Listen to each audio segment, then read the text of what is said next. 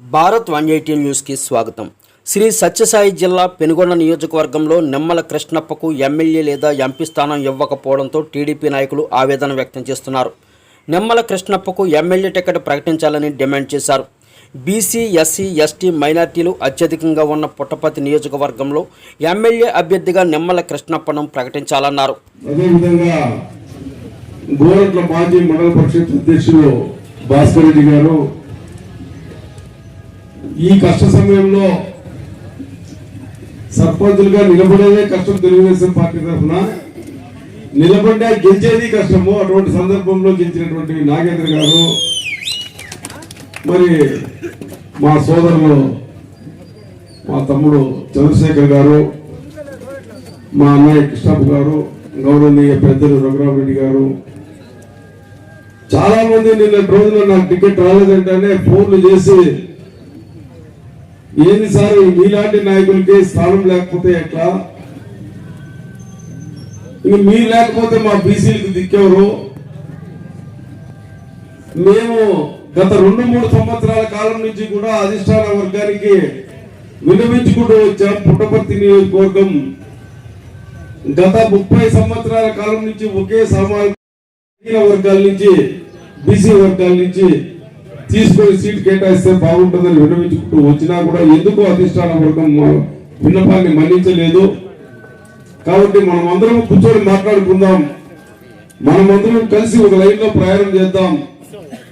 దయచేసి మీరు కూడా ఒక నిర్ణయం తీసుకోండి, సాహసం చేయండి. మీరు అవసరమైతే ఇండిపెండెంట్ అభ్యర్థిగా పోటీ చేయండి, మేమందరం సపోర్ట్ గా ఉంటామని చెప్పి చాలా మంది కొత్త చెరువు, పుట్టపర్తి, బుక్కపట్నము, మరి అదే విధంగా నల్లమాడ చంద్రబాబు ఫోటో ఇండిపెండెంట్ అంటారు సార్, అంతకంటే వేరే మార్గం లేదు.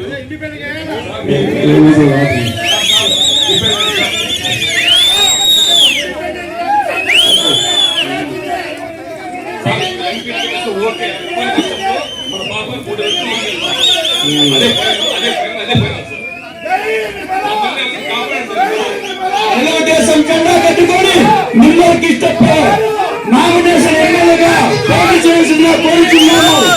ఎప్పుడు చూసినా 2019లో కూడా మోసం చేశారు, ఇప్పుడు కూడా మోసం చేశారు. డబ్బులకి సీటు, డబ్బు లేడానికి లేదన్నమాట. బడుగు బలైన వర్గాలకి ఎప్పుడే కానీ కిందనే ఉంటారు కానీ పైకి రారు. పల్లె మేము చెప్తున్నాము, మేము కార్యకర్తలు మేము నష్టపోయినాము నా తెలుగుదేశం పార్టీ నుంచి. మీకు అధికారం ఉంది, సస్పెండ్ చేయాలి, లేకుంటే ఇంట్లో కూర్చుంటాం. మాకు పార్టీ మేము బాధపడకండి, మీ ఎండ మేమంతా ఉంటామన్నా. మీరు ఇండిపెండెంట్ గా ఏంటి, ఇండిపెండెంట్ గా ఏంటి. మీరు 2019లో కూడా ఇట్లా చెప్పి మేము తల ఉంచుకొని పనిచేసాము. ఇప్పుడు చాలా బాధపడుతున్నాము. 2024లో కూడా ఇట్లా చేస్తే మేము ఎక్కడ పోవాలన్నా? మీ మాట వింటూ మేమేమైపోవాలో చెప్పండి. మిమ్మల్ని నమ్ముకున్న వాళ్ళు మేము నష్టపోవాలా? ఏం కావాలా? పార్టీ అని చెప్పి మేమేమైపోయాం చెప్పండి అన్న. మీరేను పార్టీ సిద్ధాంతాలు అని చెప్పేసి మీరు ఇట్లే మాకు చంద్రబాబు నాయుడు ఎందుకు చేస్తాడు?